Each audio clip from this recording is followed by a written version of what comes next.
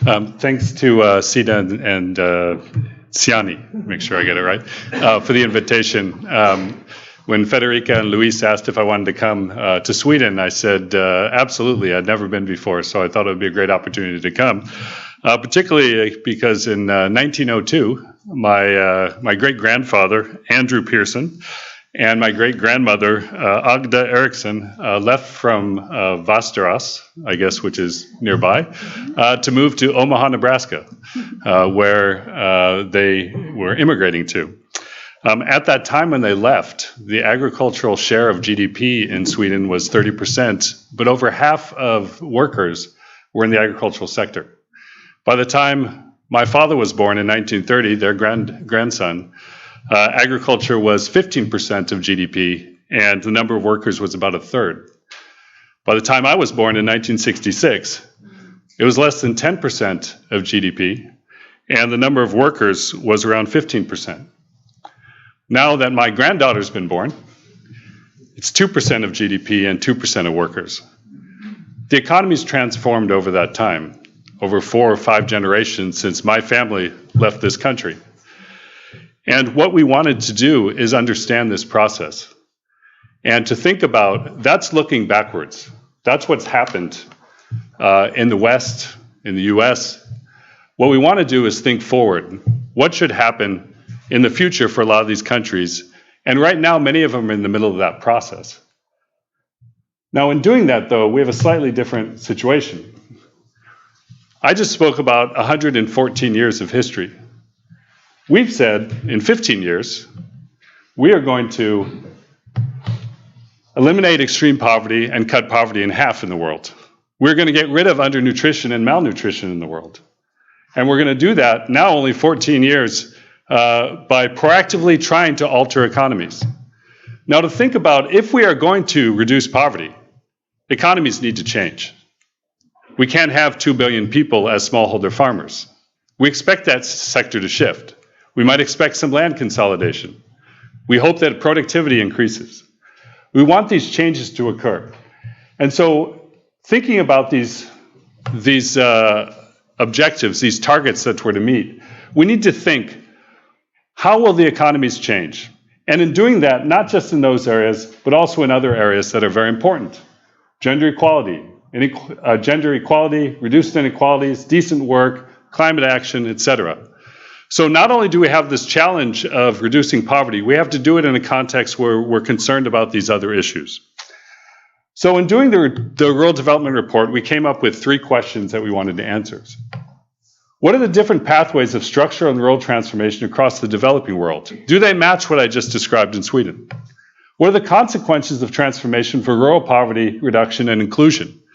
In that process of transformation, do you actually automatically get poverty reduced? Now keep in mind, 75% of the poor are still in rural areas. If we want to reduce poverty, we have to address it there. And then the third, what can we do? What can the principal actors do to promote an inclusive rural transformation? To do this, we looked at the speed of structural rural transformation in 60 countries from 5 developing regions where we work. And only 60 countries because that's the data that's available. And we looked over the period of 1995 to 2015. So what's happened in those countries over the last 20 years? And what do we see? What do we measure? So structural transformation, what do we expect are increasing importance of industry and services, productivity gains, a demographic transition, right? Less young people, we expect that fertility rates go down, urbanization through rural and urban migration. So we expect economies to change this way, the same way Sweden did. Now what's less talked about is rural transformation. We also expect the rural economy to change. We expect technology to advance and to become more efficient and agriculture more competitive. We expect more in commercialization, rising agro-processing, increased importance in non-farm activity as people are no longer working on farms directly, but are working on industries linked to those farms. So we expect that change. And then what else do we want to understand in this? That rural inclusion. Are we providing opportunities for women, indigenous people, ethnic minorities, youth, those that are poor and marginalized in society? So we're going to measure all of these things, and the report goes into the details. I'm just going to give you a broad overview. So what do we see? That economic growth does tend to lead to a reducing importance in agriculture in the overall economy. The share of GDP does go down, and we're seeing it here just like we saw in the developed countries. What's a little bit different here is what we saw in developed countries was industry rose faster, and then eventually services came. That's not happening. And in some places you hear about sub-Saharan Africa having urbanization without industrialization, that they're shifting to cities but not with an industrial base. We see services going up, industry going up a little bit, and agriculture declining. Now, as with Sweden, the numbers I mentioned, even though agriculture is declining, at least in sub-Saharan Africa, 60% of the economic active population is still in agriculture. So there's this risk. You look at these numbers, you think agriculture doesn't matter. And if you say that, you're basically saying rural poor people don't matter because they're directly employed in this area. But it'd be foolish not to recognize that things are changing. So looking at rural transformation, what do we see? The line going down is, again, that share of agriculture in GDP. It's going down. But agri-food industry is becoming more important. We see a general increase in the amount coming from that industry. We studied 9 sub-Saharan African countries, and in those, 1/5 to over a half of all manufacturing was agricultural-linked manufacturing. So agriculture becomes one of the first industries that become very important in industrialization. So we see this shift away from agriculture as a primary employer to agriculture as a driver of growth. And we also see this in the non-farm share of the economy. Right now, the numbers are about 50% of all rural households earn an income from non-agricultural activities. So in other activities linked to agriculture. So why is this occurring? Urbanization's happening. People are moving to cities. They demand more goods. Those goods are produced in rural areas but are processed. They're sold in supermarkets. That market is enormous. And in the next 15 years, in sub-Saharan Africa at least, we expect a 4-fold increase in the value of the food market because those urban dwellers are demanding those goods. So we see that not just the structure of the economy transforms, but the rural economy transforms. But to what extent has this transformation been inclusive? How have these changes affected small-scale agriculture? So what we did is we looked at 60 countries. And of those, 39 have gone fast in structural transformation. They've shifted away from agriculture. 21 have been slow. Of those that have been fast, 19 have also seen a transformation of the rural economy, productivity gains, increase in agro-processing. Of those, 14 out of the 19 have seen significant rural poverty reduction. On average, if you have transformation, you're more likely to also have rural poverty reduction, but it's not guaranteed. When those that had fast structural transformation, but the rural transformation, the rural economy is lagging behind, you're even less likely to have rural poverty reduction. And those that don't transform are even less likely to have rural poverty reduction. Transformation is correlated with rural poverty reduction, as you see with the blue bars, but it's not a guarantee. So what we need to do is take action. And so we look at rural inclusion. Who's had fast transformation on the vertical axis and who's had fast rural inclusion on the horizontal axis? 30 countries have had that experience. Economies are changing, poverty is reducing, but 19 have been slow. Among those that are transforming slowly, almost all of them have slow inclusion. There's one exception, which is Bolivia, because they've been proactive in terms of addressing poverty. What do they need to do then? In countries that are moving fast, they still need to adapt. The economies are changing. Globalization is occurring. They need to adapt to those changing circumstances. In those that are transforming quickly but are not including the poor, they need to amplify, need to expand the benefits of that transformation to ensure that the entire rural population is benefiting from that. For those that are fast in terms of poverty reduction but slow in transformation, there's a risk. If you're not changing the dynamics in the rural economy, you might not be able to keep up with that poverty reduction. And those that are behind in both need to accelerate that transformation and, at the same time, amplify to include others. So the main messages out of the Rural Development Report are the following. Rural transformation happens as part of a broader process of structural transformation, altering the role of agriculture and broadening rural investment opportunities. We don't want to romanticize smallholder agriculture, as has often happened in the past. But we also don't want to deny the importance of agriculture. We need to recognize that that role is changing. Investment in inclusive rural transformation does not happen automatically. It must be made to happen. That's what's key out of the data that we analyze. That transformation will happen with economic growth. Inclusive transformation must be made to happen. And this requires promoting inclusive transformation, the right strategic decisions in each of the different contexts. Now, contexts differ, so you have to be appropriate for that context.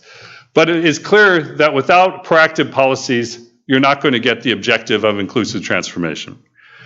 Of course, this is all in an abstraction, so I'd like to give you a couple examples. So one, as was mentioned by the acting director, is we need to increase productivity. So one way is to increase yields. So we have rice producers that aren't producing at a higher level as you would like, so you want to increase that production. Another way is, though, to take advantage of other opportunities. So to invest in such ways that they shift production to recognize new emerging markets. So this is a particular example from Kenya, the Kenya Dairy Commercialization Project.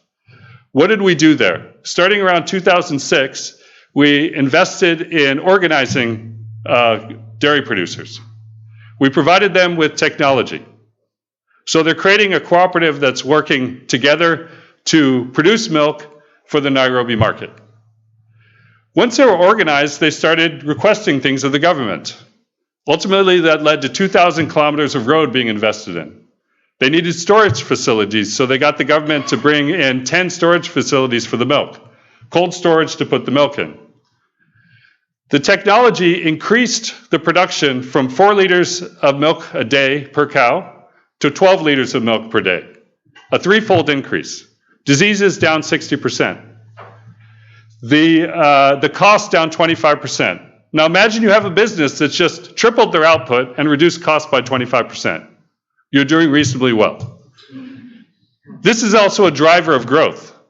There was 1,000 farmers in this cooperative, or 1,000 farm families, but it created 20,000 additional jobs. Someone has to transport the milk. Someone has to provide technological support, the inputs, etc. So this becomes a driver of growth. So increasing productivity. A second area is to link to markets. We have all these new opportunities coming from urbanization and globalization that you potentially can take advantage of. But to do that, you need to invest proactively. I once interviewed a potato buyer for Frito-Lay, asking where they procured their potatoes in Ecuador. And he told me 50% of the potatoes they bought from 8 farmers. So all the potatoes produced, 8 farmers gave him 50%. I said, well, what about the other 50%? And he said, well, we just get it on the market. And I said, why didn't you buy it from smallholders? He said, well, that's fine, but I'm not talking to 1,000 of them. Right? He got half from 8 people, 8 transactions. He's not going to get the other half talking to 1,000 farmers. So what do they need to do? They need to organize. They need to be in cooperatives. They need to work together. So here's another example from Colombia.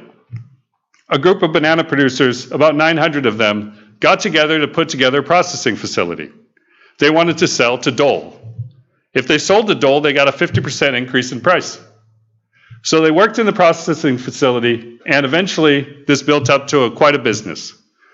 They have 125 workers working in the processing facility.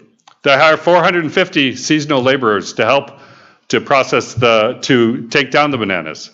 125 new businesses are in the town. 3 new banks. They paid in 2008, they paid $500 in taxes. In 2013, they paid $300,000 in taxes to the local community.